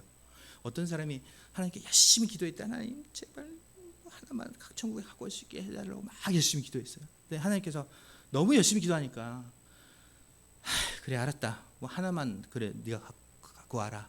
이렇게 하나님께서 말씀하셨나 봐요. 그 사람이 평생 일했던 걸 그 돈을 다 팔아갖고 황금을 준비한 거예요. 그 황금을 들고 천국에 갔대요. 천국에 딱 가는데 천국 입구에 베드로가 앉아 있다가 그 사람 딱 보더니 야, 너 왜 아스팔트 갖고 왔냐? 이렇게 얘기를 하더래요. 천국은 황금길로 깔려 있다. 그러면서 야, 질도 굉장히 떨어지는 아스팔트 갖고 왔네. 이렇게 얘기했대. 농담인데 우리들이 천국에 가져갈 수 있는 게 있어요. 조 목사님 뭘까요? 있으니까 이제 제가 얘기했겠죠. 있어요. 없으면 이제 질문이 안 되죠. 사실은 있습니다. 근데 이것을 생각하기 위해서 다른 질문이 하나 더 있어요. 자, 요걸 한번 우리가 생각해 볼게요. 인간은 3요소, 인간을 구성하는 3요소가 있어요. 영, 혼, 육이 있어요. 그렇죠? 근데 이것이 영혼육이 선악과를 먹음으로 해서 영혼육이 다 파괴되고 죽었던 것을 성경은 다 기록하고 있어요. 한번 볼게요. 하나님께서 선악을 알게 하는 열매를 절대 먹으면 안 된다. 먹으면 반드시 죽는다고 했어요. 그렇죠? 근데 선악과를 먹었을 때 죽었나요? 반드시 죽는다고 하셨는데 죽었나요? 안 죽었죠? 근데 죽었어요. 자, 보세요. 한번 확인할게요. 말씀을 확인할게요. 자, 하나님이 나타났을 때 선악과를 먹은 아담과 하와는 나무 사이에 숨었어요. 그렇죠? 나무 사이에 숨었다는 것은 무슨 얘기냐면 사실은 사람은 하나님과 같이 관계하고 관계할 수 있는 존재로 만들어졌는데 하나님을 피해서 숨었다는 얘기예요. 그게 무슨 얘기냐면 이것은 영의 죽음을 얘기하는 거예요. 영혼은 하나님과의 관계를 위해서 만들어진 거예요. 그러니까 영이 살아있는 사람들은 하나님을 찾게 돼 있어요. 근데 영이 죽었기 때문에 하나님과 관계가 단절됐기 때문에 숨어버린 거예요. 영이 죽어버렸어요. 바로 영이 죽었어요. 그리고 또 있어요. 하나님이 나타났을 때 아담아 너 왜 먹었냐 했더니 저기서는 하나님이 주셔서라고 이렇게 얘기했지만 원어를 보면 당신이 나한테 준 이 여자가 내게 줘서 먹었다. 할 수 없이 먹었다라고 이제 이렇게 얘기하게 하는데 처음에 아담이 갈비뼈로 그 하와를 봤을 때 뭐라고 했죠? 어디서 굴러 먹던 개뼈다귀냐 이렇게 얘기 안 했잖아요. 그렇죠? 내 살 중에 살이요 뼈 중에 뼈다라. 가장 놀라운 칭찬이거든요. 놀라운 칭찬을 했던 자기 분신이었던 여자를 지금은 책임전가하는 거죠. 혼은 있죠. 혼은 사람과 사람과 관계를 위해서 주어진 거예요. 역할을 해요. 이 혼이 죽었음을 나타내는 거예요. 그렇게 사랑했던 하와를 아내를 옆에서 책임 전가하면서 하나님께 일렀잖아요. 사실 자기가 먹어놓고 아담은요 하와가 그 뱀에 의해서 유혹당해서 다 유혹당하는 모습 그리고 먹는 모습 다 봤어요. 사실은 성경에서 그 표현이 안 돼 있을 뿐이지 그 서로 얘기 나누는 것도 아담은 다 듣고 있었어요. 멀리 있던 게 아니에요. 다 듣고 알고 있었어요. 그럼에도 불구하고 줬을 때 당연히 자기가 먹은 거야. 왜냐면 하와 봤더니 안 죽었거든. 하나님처럼 된다고 해서 자기도 그런 마음에 혹했죠. 안 죽었거든요. 그래서 먹은 거예요. 아담이 사실은. 저렇게 하나님 앞에서 그렇게 사랑했던 하와에 대해서 그렇게 표현한 것은 혼이 죽었다는 얘기. 관계가 단절됐다는, 타인과의 관계가 단절돼. 그래서 이 땅의 전쟁이, 싸움이 그치지 않는 이유가 그것 때문에 그래요.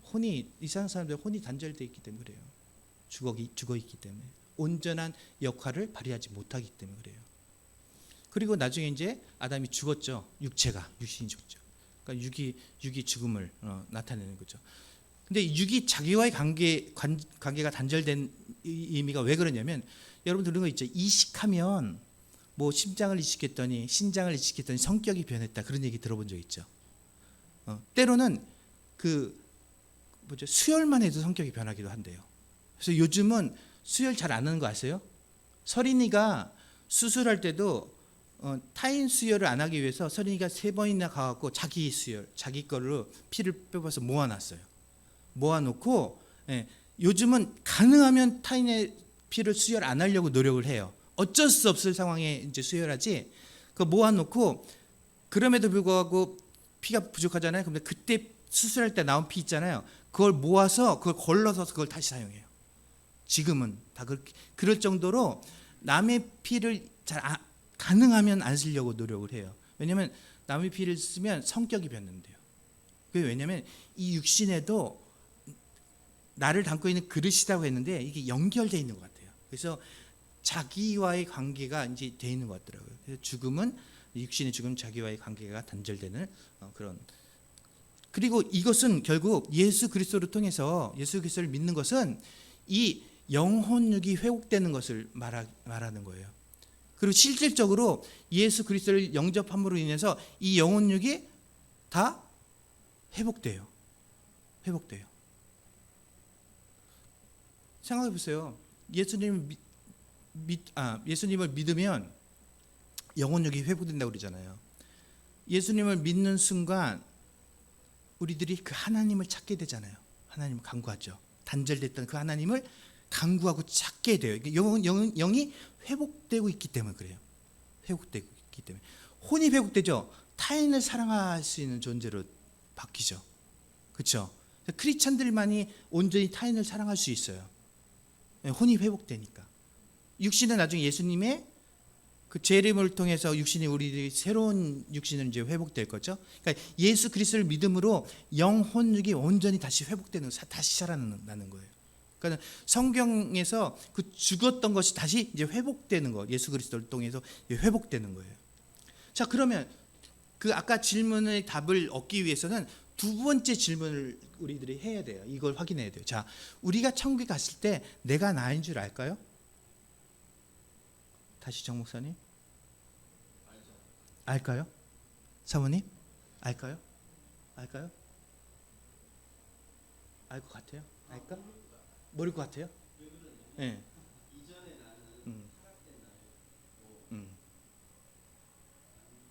잘 모르겠죠? 네. 알 것 같기도 하고 모를 것 같기도 하고 잘 몰라. 왜? 안 가봤으니까. 근데 자, 생각해 보죠. 네. 우리들은 알아요. 왜냐하면 모르게 되면 굉장히 큰 문제가 생겨요. 왜냐하면 천국뿐만 아니고 지옥에 간 사람도 똑같을 거거든요. 지옥에 간 사람들도 새로운 육체를 얻고 지옥을 가게 돼요. 지옥에 가서 봐요. 우리가 지옥에 깨어났어. 막 고통을 당해. 근데 내가 나인 줄 모르면, 내가 누군지도 모르는데 고통을 당하고 있어. 내가 왜 고통당하는지도 몰라. 말이 돼요? 안 되죠. 그거는 벌도 아니에요. 그렇죠? 내가 나인 줄 모르는데 왜 고통을 당하는 이유도 모르는데 고통을 당한다는 건 그 벌도 아니에요. 의미가 없는 거예요. 그거는. 절대 있을 수 없는 일이에요. 내가 나인 줄 분명히 알고 내가 왜 어떤 죄를 졌기 때문에 이런 고통을 당하는 것을 철저히 깨달아요. 알고 있어요. 똑같아요. 천국에서 내가 깼을 때 내가 나인 줄 알아요. 그리고 내가 왜 천국에 와 있는 줄 알아요. 우리들은 이 몸이 아니고, 이 몸으로 천국 가면 지옥이지. 그렇죠? 이 몸으로 어떻게 갑니까 사실은. 이 몸으로 가지 않고 우리는 영광된 새로운 몸으로, 정말 놀랍게 영광된 몸으로 갈 거예요. 근데 내가 나인 줄 알아. 그리고 조 목사를 만났을 때 우리가 조 목사님인 거 알아요. 다 기억하고 반가워할 거예요. 우리 사모님 너무 반가워할 거예요. 서로 조 목사님하고 사모님하고 만났을 때, 조 사모님하고 같이 만났을 때도 서로 알 거예요. 근데 어떤 느낌으로 알 거냐면 만약에 이런 느낌으로 알 것 같아요. 학예회 때 애들이 연극을 하잖아요. 그러면 어떤 이는 엄마 역할, 아빠 역할, 그 딸 역할, 뭐 손자 역할, 뭐 그런 역할을 하겠죠. 학예회가 딱 끝나면 다 클래스메이트죠. 천국에 갔을 때는 그럴 거예요. 우리들 이 땅에 그런 역할을 한 거야. 아내 역할을 했고 남편 역할을 한 거야. 그렇기 때문에 너무 반갑지만 아내와 남편의 그런 애틋함이 아니고 클래스메이트로 남녀 구분이 없어요. 천사처럼 구분이 없이 모두 그런 모습으로 반가워하며 즐거워할 거예요. 천국에서는요, 적이었던 사람조차, 내 생명을 빼앗은 사람조차 만나면 반가울 거예요. 왜 반가운 줄 아세요? 어떤 사람이 이래요. 저 인간은 같이 천국에 가서 보고 싶지도 않다고. 그런 얘기를 하는 사람이 있어요. 근데 그건 천국의 의미를 모르기 때문에 그렇게 얘기하는 거예요. 천국은 그런 정도의 그런 수준의 레벨이 아니에요. 천국에 갔을 때는 나를 정말 괴롭게 하고 평생을 괴롭게 했던 그 원수를 만났을 때조차도 너무 반가울 거예요. 그 영광은 이 땅에 그걸 비교할 수도 없을 영광이기 때문에 어떤 누구도 만나도 어떤 관계도 너무나 큰 영광 가운데 만나서 큰 반가움을 느낄 거예요. 자, 우리 서로 알아요. 나도 알고 상대편도 알아요. 내가 나인 거를 안다는 것은 다른 말로 얘기해서 정체성이라고 얘기해요. 정체성. 네. 아이덴티티라고 얘기해요. 그거를. 근데 정체성, 아이덴티티를 구성하는 가장 중요한 요소가 있어요. 그것이 우리가 이 땅에서 얻어갈 수 있는 그거예요. 그게 뭐죠? 그게 성품이에요. 성품이에요. 자, 생각해 보세요. 우리가 이 땅에서 얻어가서 일생을 통해서 얻은 것을 갖고 가면 그것이 천국에 갖고 갈 수 있는 거예요. 그러면 우리 평생 그것을 모아야 되겠죠. 그렇지 않겠습니까? 목사님, 그렇죠. 평생 모아야 돼요. 성품을 갖고 갈 수 있어요. 다른 얘기는 품성이죠. 성품, 품성. 그 천국에 가면 하나님께서 다 상급을 내리시잖아요. 크리스찬들이 다 상급을 내리는데 뭐 많은 목사님들이 잘못된 그 말을 전할 때가 너무 많아요. 뭐 저 사람은 교회를 이렇게 했고 헌금을 얼마나 했기 때문에 상급이 많을 거야, 막 이런 식으로 얘기하잖아요. 다 거짓말이에요. 다 거짓말이에요. 교회를 많이 졌거나 많이 헌신했다고 하나님의 상급이 크지 않아요. 제가 확신할 수 있어요. 절대 크지 않아요. 헌금을 많이 했다고, 많이 헌신했다고, 예를 들어서 또 순교했다고 상급이 그 하나님의 상급이 크다? 아니에요. 그렇지 않아요. 절대 그렇지 않아요. 그러면 우리들이 하나님께서 주시는 상급은 어떤 의미죠? 그것은 성품으로 하나님께서 상급을 주실 거예요. 그게 무슨 얘기냐면 성품은 우리 성경 안에 정말 다른 말로 성품에 대해서 계속 말씀하고 계세요. 근데 우리들이 성품이란 단어를 쓰지 않기 때문에 다 사람들이 모르고 있을 뿐이에요. 한번 볼까요? 성품에 대해서 성경에서 어떤 말로 쓰고 있냐. 자, 보세요. 그리스도의 장성의 분량에 이르기까지 노력하라고 권면을 하고 있어요. 저게 성품에 대한 내용이에요. 또 낮아지라고 얘기해요. 너희 낮아지라. 신약 성경을 보면 그 예수 그리스도의 복음에 대해서 얘기하고 나서 모든 곳에 얘기하는 게 다 성품에 관해 얘기하고 있어요. 생각해 보세요. 사도 바울이나 사도들이 보낸 편지는 누구한테 보낸 거예요? 다 크리스천들한테 보낸 거예요. 예수 믿고 구원받은 사람들한테 보낸 편지예요. 이미 구원받았잖아요. 다 구원받은 사람들한테 보내는데 이상한 내용들이 있어요. 나중에 확인해 볼게요. 이상한 내용들이 있어요. 그거에 대해서 모두 다 생각하지 않아요. 자, 성품을 다 또 때로는 어떤 표현을 하고 있냐? 피차 복종하라고 얘기하고 있어요. 그게 다 성품에 대한 내용이에요. 순종하라고 얘기하고 있어요. 성화라는 그 신학 용어가 있죠. 이게 성품에 관한 내용이에요. 성화돼서 예수 그리스도의 재림 때 영화되잖아요, 우리가. 근데 이 성화되는 게 뭐가 성화되는 거예요? 성품이에요. 성품이 성화되는 얘기예요. 예. 그래서 서로 섬기라고 얘기하죠. 서로 사랑하라고 얘기하고. 예? 태도에 대해서 말씀하고 있죠. 믿음은 태도거든요. 믿음은 분명히 태도로 나타나게 되어 있습니다. 하나님에 대한 태도, 사람에 대한 태도. 크리스천 가운데도 태도가 안 좋은 사람 너무 많아요. 목사들 가운데도 너무 많죠. 예. 그 사람은 진실한 크리스천들이 아니에요, 사실은. 왜냐하면 다 성품에 대해서, 태도에 대해서 말씀하고 계시죠. 믿음은 분명히 태도로 나타나거든요. 죽으라고 말씀하시죠. 뭘 죽으라는 거예요? 성품에 대한 얘기예요, 다. 예. 더불어 살라고 얘기하죠. 예. 겸손하라고 말씀하고 있죠. 다 성품이죠. 열매에 대해서 여러분 찾아보세요. 진짜 열매 아니면 영혼을 구하는 열매 빼놓고는 다 성품에 관한 얘기예요. 열매가 뭘 열매 맺으라. 또 성령의 9가지 열매 있죠. 사랑, 희락, 화평, 오래 참음, 자비, 양성, 충성, 온유, 절제. 이 9가지 열매, 예, 다 성품에 관한 내용이에요. 그렇죠? 기도도 성품에 대한 건지 여러분 아세요? 여러분 열심히 기도해서 하나님이 내 뜻을 이루어주는 거, 그게 기도가 아니에요. 기도는 무엇이냐면 우리들이 하나님께 열심히 간구하잖아요. 내가 그 어떤 문제가 너무나 큰 문제가 돼서 내가 다 질 수가 없어서 하나님 앞에 나가서 계속 기도함으로 통해서 그 큰 짐이 점점 작아져서 나중에 없어져서 가볍게 됐을 때가 기도가 끝날 때예요. 그 얘기는 무슨 얘기냐면 내가 뭐 하늘의 보좌를 움직이는 기도라고 막 그런 표현도 하는데 그 말도 안 돼. 하늘 보좌를 어떻게 움직여요? 말도 안 되는 표현이에요. 그거는 정말 경망된 표현이에요. 기도는 어떤 의미냐면 뭐냐면 우리의 이런 문제들을 해결하실 분은 전능하신 하나님밖에 없습니다라는 걸 인정하는 행위가 기도예요. 예. 그러니까 늘 인정하는 사람들은 굳이 엎드려서 5시간 몇 시간 기도 안 해도 평상시 늘 기도하고 있는 거예요. 무슨 얘기냐면 라디오 전파가 막 되면 우리가 수신을 이렇게 맞추면 딱 소리가 들리잖아요. 그것처럼 하나님한테 딱 맞춰 있는 사람은 그걸 굳이 표현하지 않아도 늘 하나님과 연결되어 있는 사람들이에요. 그 삶의 기도예요. 마음으로 그냥 주여 하나님만 외쳐도 그 충분한 기도로 되는 거예요, 사실은.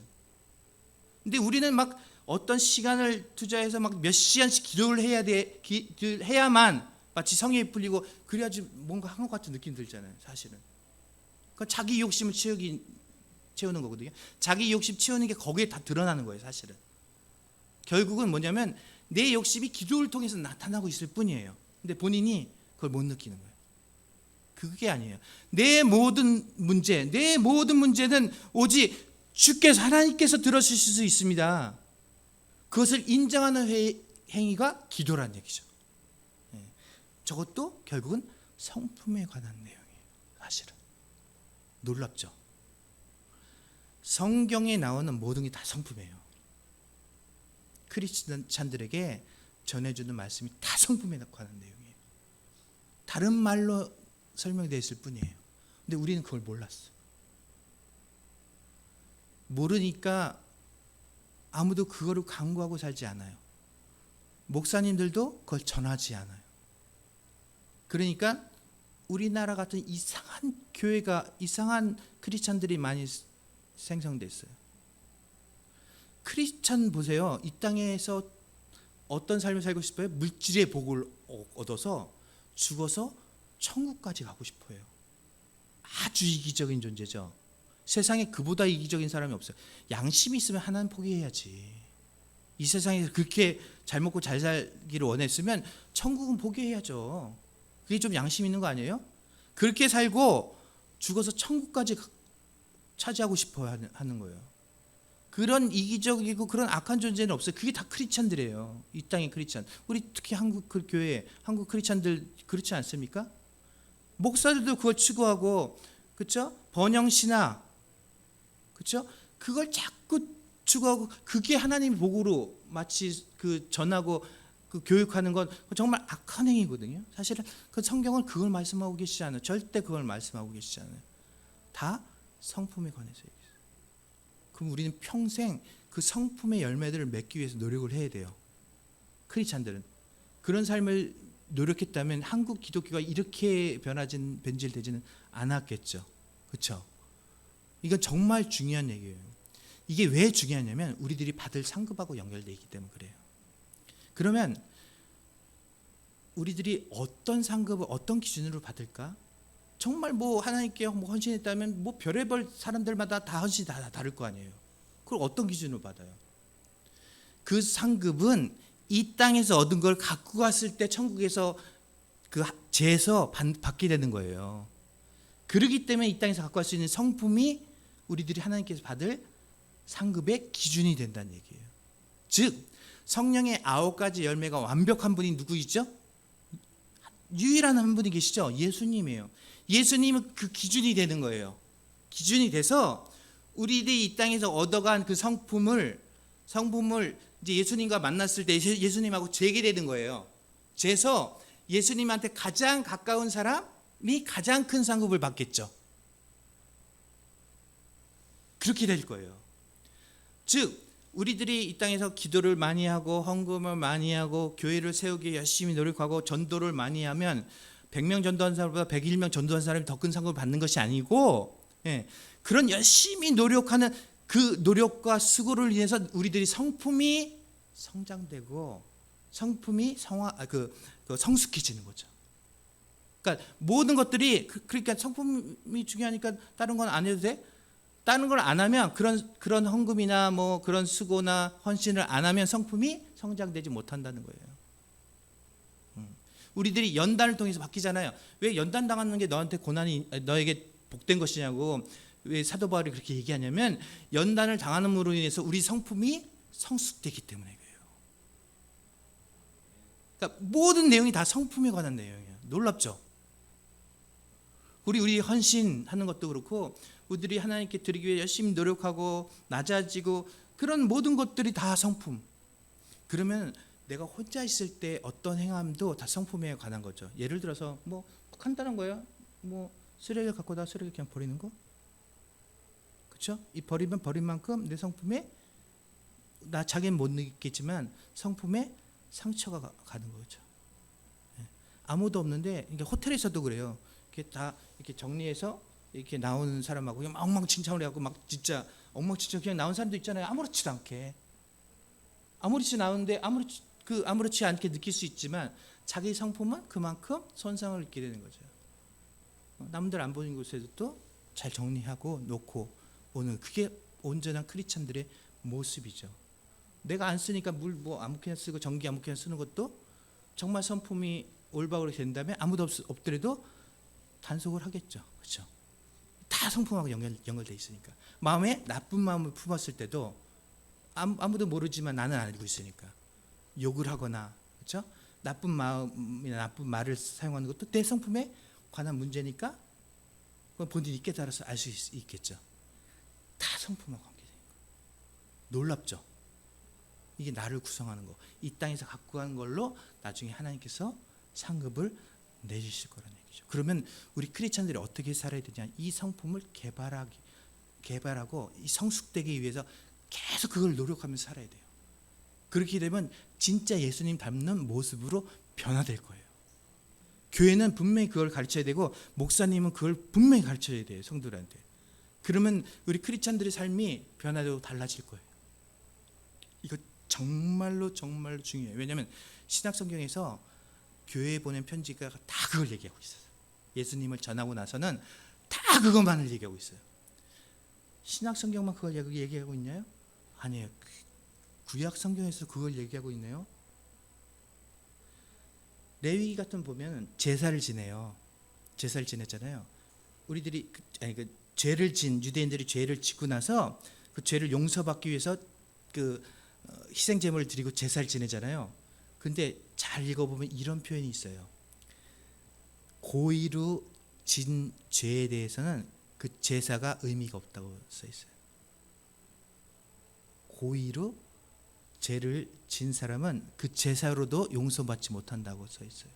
짐짓 죄를 범하면 용서받지 못한다고 써 있어요. 그 제사가 의미가 없다는 얘기예요. 제사를 드려도 용서받지 못한다는 얘기예요. 일부러, 그러니까 이 성품에 관한 문제잖아요.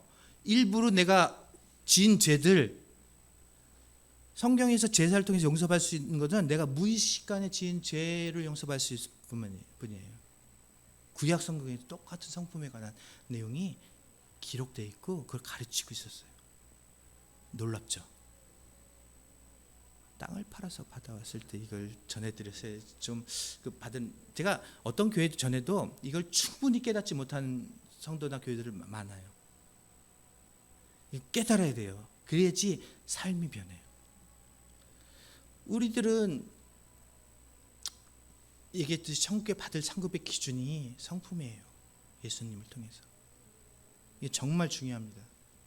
우리들은 믿음에 대해서 잘못 얘기하고 있어요. 교회가 계속 잘못 얘기하고 있어요. 뭐 희생적인 헌금을 통해서 우리 상급을 받는다는 등, 뭐 희생적인 봉사, 뭐 예배당을 세워서 상급을 받는다는 등, 막 이런 많은 얘기하잖아요. 순종적인 목사님한테 순종해라, 뭐 새벽 예배 열심히 나와야 하나님 상급이 크다는 등, 막 종을장 예수님 목사님을 잘 섬긴 사람이 뭐 상급이 많다는, 이게 다 사기예요. 세습하는 목사도 그걸 인정하고 따르면 뭐 상급이 많다는 등, 뭐 태도가, 전 태도는 맞죠. 또 죽으라, 뭐 헌신하라, 뭐 계속 얘기하죠. 겸손하라, 뭐 전도 열심히 하면 많이 열심히 하고 끈질끈질 기도드리고 막 그러면 이걸 다 교회는 다 좋은 거라고, 이게 다 상급받는 기준이라고 다 자꾸 얘기하는데 잘못된, 사실은 잘못된 가르침이에요. 절대 저렇게 가르치면 안 돼요. 성경에서 말씀하고 있는 건 그게 아니에요.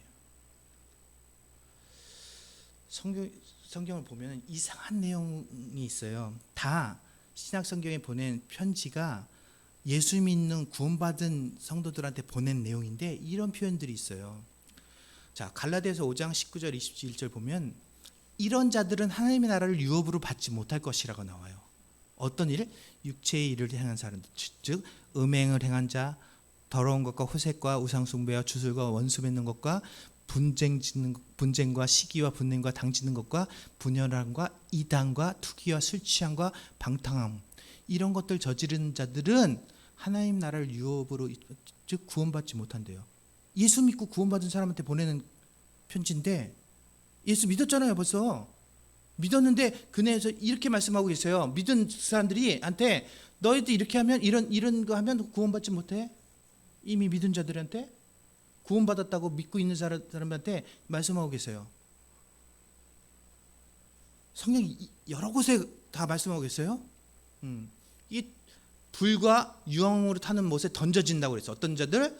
두려워하는 자들, 믿지 않는 자들, 흉악한 자들, 살인하는 자들, 음행하는 자들, 점술과 우상 숭배자들, 거짓말하는 자들. 거짓말하면 여러분 구원받지 못해요. 어떡하지? 거짓말하는데 어떡하죠? 여기서 말씀하는 거짓말은 여러분 이해를 해야 되는데, 우리 육신의 연약함으로 이렇게 짓는 거짓말, 작은 거짓말을 얘기하는 게 아니에요. 그거는 그 무의식간에 지은 죄하고 똑같아요. 그건 우리들이 회개하면 용서받아요. 여기서 말씀하는 거짓말은 남을 속이고 남을 죽이기 위해서 계획적으로 사기치는 걸 얘기하는 거예요. 내 이익을 얻기 위해서 남을 계획적으로 그 거짓말하고 속이는 거, 그걸 말씀하고 있는 거예요. 저런 자들은 구원받지 못한다고 말씀하고 있어요. 크리스천들한테 하는 얘기예요. 이게 또 성 밖에 있으리라, 이것도 구원받지 못한다는 얘기죠. 개들과 점술가들과 음행한 자들과 살인자들과 우상 숭배하는 자들, 또 거짓말을 좋아하며 지어내는 자들은 다 구원받지 못한다. 이 다 뭐죠? 다 성품에 관한 내용이에요. 그렇죠? 무엇이든 속된 것이나 가증한 일을 하거나 거짓말하는 자들은 결코 들어가지 못한다 라고 말씀하고 계세요.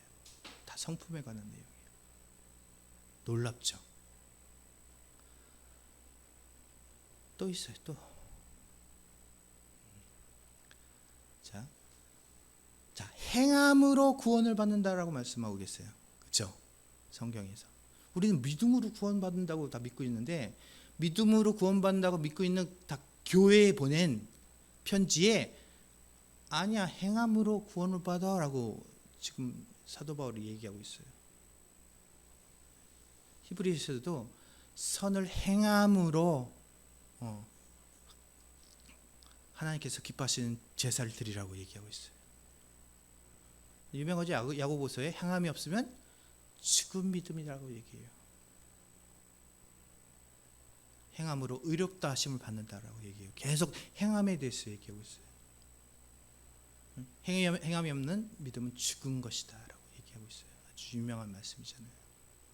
행한 대로 보응하신다라고 말씀하고 있어요. 그 몸으로 행한 것에 따라 받는다고 얘기해요. 선악간에 다 지금 말씀하고 계시죠? 다 행함은 즉 행한 대로 갚아주신다고. 이게 다 뭐예요?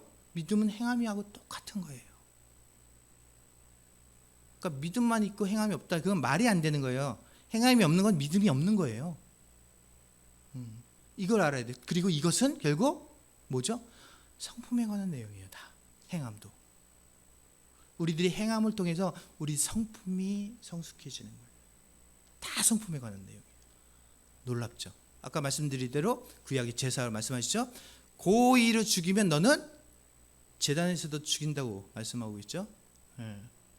고의로 뭔가를 범하면 백성 중에서 끊어진다고 얘기해요. 짐짓, 이게 고의란 뜻이에요. 고의로 죄를 범하면 속지 않은 제사가 없대요. 어떤 제사로도 고의로 범한 죄는 용서받을 수 없다고 말씀하고 계세요. 다 성품에 관한 내용이에요. 구약, 신약을 통해서 계속 하신 말씀이 다 성품에 관한 내용이에요. 놀랍죠? 우리들이 이걸 생각해 본 적이 없어요. 그러면 우리들이 성도들한테 잘못 전하고 있다는 얘기예요. 이거를 교회가 가르쳐야지 우리나라 한국 교회가 변화가 돼요.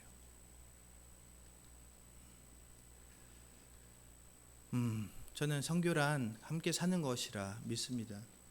저는 일본 별로 안 좋아해요. 저도 일본 25년에 있지만 제가 솔직히 말씀드려서 저는 모든 선교사들은 뭐 자기가 이제 선교하는 나라에 뭐 기 들고 막 행진도 하고 그러는데 저는 지금도 일장기 손에 못 들어요.